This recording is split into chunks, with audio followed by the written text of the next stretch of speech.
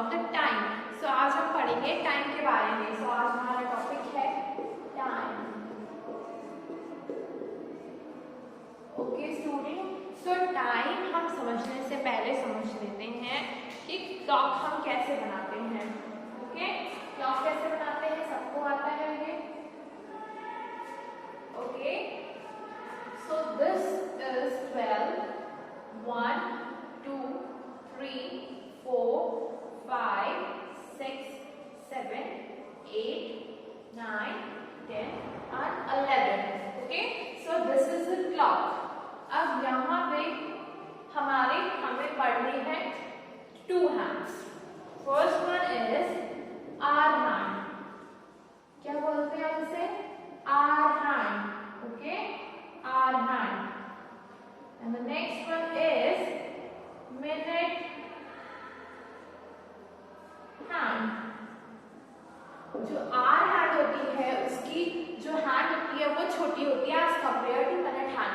Just for example हम एक example लेते हैं कि यहाँ पे बज रहे हैं 4 o'clock, 4 o'clock हो रहे हैं।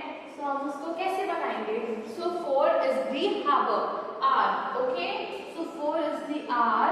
सो इसकी जो हैंड होगी वो छोटी होगी और जो 4 o'clock हो रहे हैं सो इसको हम ले जाते हैं 12 में। अब यहाँ पे जो लेके जा रहे हैं बट ये होगी longer as compared to the hour hand. अब हमको 5 का टेबल अगर आता है तो हम टाइम बहुत इजीली देख सकते हैं। ओके, हम 12 को क्या लेते हैं? 12 को हम 0 कंसीडर करते हैं। ओके, बिकॉज हम टेबल स्टार्ट कर रहे हैं 0 से। 5 0 का 0, 5 1 का 5, 5 2 का 10, 5 3 का 15, 5 4 जा 20, 5 5 जा 25, 5 6 जा 30, 5 7 जा 35, 5 4 जा 40, 5 5 जा 5 9 जा 45, 5 10 जा 50 and 5 11 जा 55। ओके, बस हमें इतना ही 5 का टेबल आना चाहिए तो हम इजीली क्लॉक को देख सकते हैं। Okay, so hour hand and minute hand आपको समझ में है। आवर हैंड क्या होगा? छोटी होगी as compared to the minute hand. Okay, there are two hands और भी एक हैंड होता है जिसे हम सेकंड हैंड बोलते हैं, बट मे बी अभी हम जो पढ़ेंगे वो टू हैंड्स ही पढ़ेंगे। ओके, सो हियर अगर हमें टाइम देखना है सो यहाँ पे मैं 4 o'clock मैंने आपको बताया। ओके, सो हम इसको लिखेंगे कैसे? हम इसको लिख सकते हैं, ऐसे भी लिख सकते हैं और इसको हम कैसे लिख सकते हैं? जैसे यहाँ पे जो हम इसको यूज जो करेंगे 5 का टेबल जो मैंने आपको बताया उसको हम मिनट हैंड के लिए ही यूज करेंगे, ना कि आवर हैंड के लिए। ओके, सो 4 को एज इट इज 4 लिखेंगे सिर्फ। ओके, एंड नेक्स्ट हम से डॉट्स बनाते हैं। इसके बाद 12 पे है मिनट हैंड। सो 12 पे मैंने बताया 5 0 0, हम 4 को लिखेंगे ऐसे। Okay, so this is also 4 o'clock। And next अगर मैं मिनट हैंड यहाँ से हटा दूँ और मैं इसको ले आऊँ 1 पे, सो क्या हो जाएगा? ये as it is hour hand 4 है, सो 4 का 4 ही रहेगा, बट ये चेंज हो जाएगा। ये कहाँ पे आ गया? 1 पे आ गया ना। सो ये 1 5 जा 5, सो 4 4 बज के 5 मिनट हो गए। 4 and 5, ओके, 4 बज के 5 मिनट हो गए, 4 hours and 5 minutes। ओके, अगर यही मिनट हैंड अगर यहाँ आ जाए 11 के पास आ जाती है तो इसे क्या बोलेंगे? 4 and 5 11 जा 55। ओके, सबको समझ में आ गया कि हम टाइम कैसे डिसाइड करते हैं? The AM and PM means the AM and PM. So AM means anti-meridian. What does it mean? Anti-meridian. And PM means the post-meridian.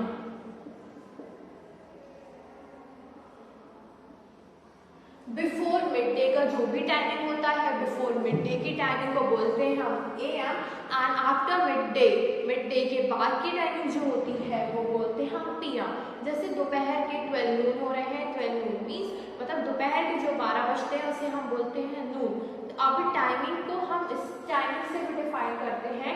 Just सुबह का टाइमिंग को बोलते हैं मॉर्निंग, इसके बाद बोलते हैं नून, ये मैं मेनली आपको बता रही हूँ, okay. Then evening and night, okay. So जो नून होता है ये बजते हैं दोपहर में, दोपहर को बोलते हैं 12 बज चुके हैं। सो यहाँ पे जब 12 बज जाते हैं तो क्या होता है, नून हो जाता है, यही मिड डे, इसको कहते हैं mid day. So mid day के बाद 12 बजे के बाद जो टाइम पीरियड हमारा चलने लगता है पीएम में चलने लगता है, ओके। अगर मैं मॉर्निंग की बात करूँ, जैसे मॉर्निंग में 6 बज रहे हैं, मैंने अभी आपको टाइम लिखना सिखाया, ओके। सुबह के 6 बज रहे हैं, मैं इसको ऐसे लिखूंगी। अब इसमें एएम और पीएम कैसे डिसाइड करूंगी, अब मैंने बताया कि बिफोर मिड डे के पहले क्या हो जाएगा, वहां पे एएम लग जाएगा, ओके। अगर यही शाम हो रही होती, इवनिंग हो रही होती, आफ्टरनून होता, नून के बाद की बात होती, तो क्या होता, तो यहाँ पे 6 PM हो जाता। This is about the after midday, okay. I hope all of you understand. Now we are going to learn about the half past, quarter past and quarter to. There are 3 things. We are going to learn about the half past.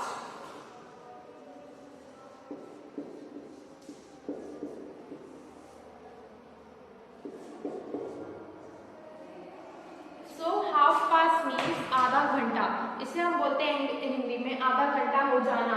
जैसे कि यहाँ पे 4 पे है clock, इसकी our hand 4 पे है, but जो इसकी मिनट हैंड हो वो ऑलवेज किस पे हो, ऑलवेज हो वो 6 पे।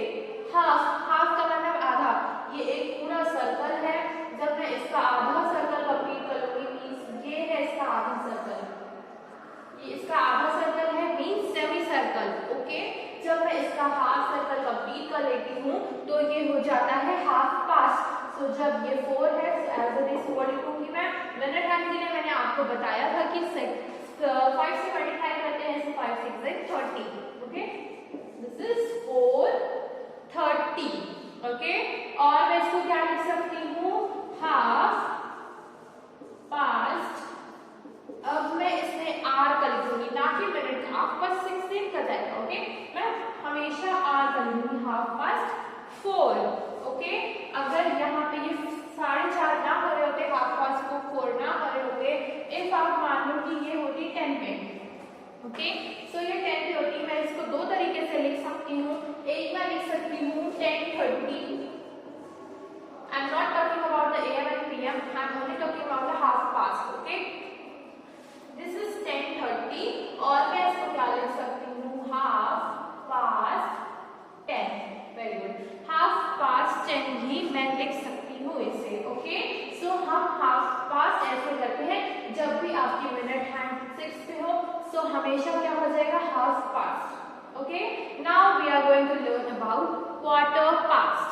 Quarter past is, so this is quarter past, okay.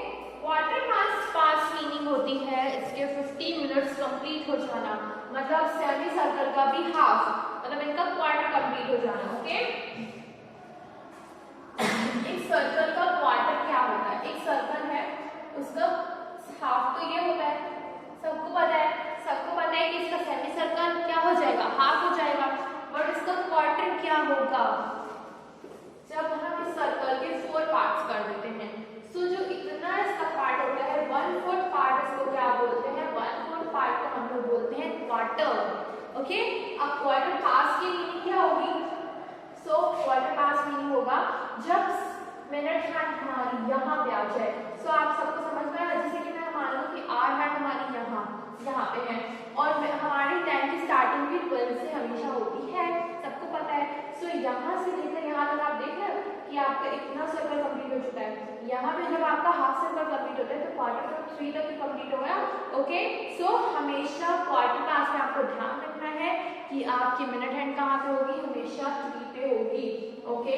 सो यहाँ पे टाइम कितनी हो जाएगी, आर हैंड है 12 पे और मिनट हैंड है 3 पे, मतलब 5 3 15, 12 15। और क्या लिख सकते हैं इसको, क्वार्टर पास्ट 12, ओके।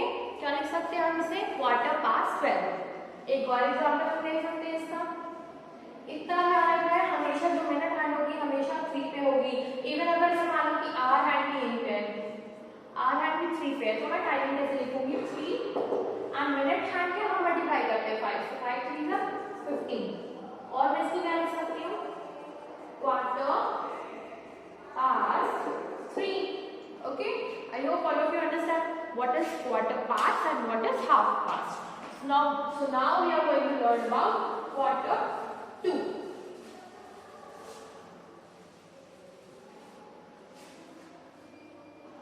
अब स्टूडेंट जब हम क्वार्टर 2 की बात करेंगे तो क्वार्टर 2 में कहाँ रहेगी हमारे मिनट हैंड हमेशा चेंज होगी। क्वार्टर 2 में मतलब बस अब टाइम कंप्लीट होने वाला है हमारा, अब बस 15 मिनट बाकी है। जो ये वाला एरिया हमारा होगा, जो इतना एरिया हमारा होगा, जब हमेशा 9 पे सुई रहेगी, जब 9 पे हैंड रहेगी, तो हमारा होगा क्वार्टर 2 कि मतलब क्वार्टर 2 12, मतलब 12 बजने वाले हैं या 10 बजने वाले हैं। ओके, सो जैसे मैं आपको बताऊं कि ये ऐसे टाइम हो रही होती है। सो 10 और 11 में हम हमेशा छोटे वाले को लेते हैं कि हाँ अगर 10 और 11 के बीच का टाइम है तो अभी भी 10 हो रहे होंगे। ओके, सो अगर ऐसे आपको लिख के आ जाए तो आप कैसे करोगे, यहाँ पे अगर दोनों में टाइम लिखा है तो मैंने बोला कि आप 10 और 11 से 10 को चूज करोगे because 10 is a smaller number. Okay, so hour hand में छोटा वाला है, this is the shortest one. Okay, तो यहाँ पे क्या हो गया 10 लिखेंगे और 9 पे हम क्या लिखते हैं 45, और इसको हम क्या लिख सकते हैं, और इसको हम लिख सकते हैं क्वार्टर 2, मतलब अब बस बजने वाले हैं। अब 10 के बाद क्या बजेगा बताइए आप, 10 के बाद 11 तो बजेगा। ओके, तो जो टाइम अब होने वाला होगा ना वो टाइम लिखेंगे quarter 2 11। Okay, we are taking one more example. Always minute hand जो होगी क्वार्टर 2 में 9 पे होगी, उससे कोई भी चेंज नहीं होगा। Just we are taking this. So मैंने बोला हमेशा आपको स्मॉलर नंबर लेना है, so this is about the 7 and 45। Okay, in this we have no problem. Now we are going to write in one more way quarter 2। अब 7 हो रहे हैं, 7 के बाद अब क्या बच जाएंगे, 7 के बाद अब ये स्विच चली जाएगी 8 के पास कि बढ़ेगा ना time, so quarter to 8। Okay, so this is about the time. Thank you.